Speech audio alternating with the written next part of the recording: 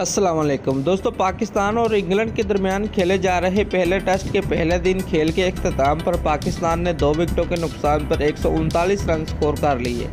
England ने corona virus के साए में इंटरनेशनल क्रिकेट की बहाली में अहम किरदार अदा करते हुए पहले वेस्ट इंडीज़ के खिलाफ टेस्ट सीरीज़ खेली और अब पाकिस्तान के खिलाफ सीरीज़ का पहला मैच इंग्लैंड के शहर मैनचेस्टर में ओल्ड ट्रैफर्ड में खेला जा रहा है।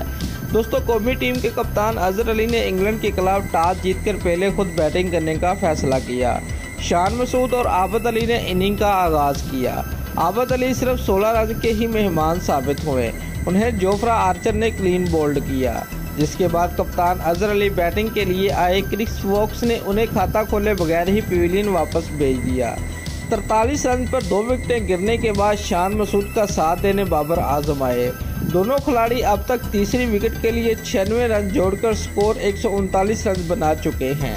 पाकिस्तान ने पहले दिन खेल के इख्तिताम पर 2 विकेटों के नुकसान पर 139 रन बनाए हैं। शान मसूद 46 और बाबर आजम 69 रन पर खेल रहे हैं। इससे कबल कौमी टीम के कप्तान अजहर अली ने टॉस का सिक्का अपने हक में पलट के देखकर पहले बाजी का फैसला किया।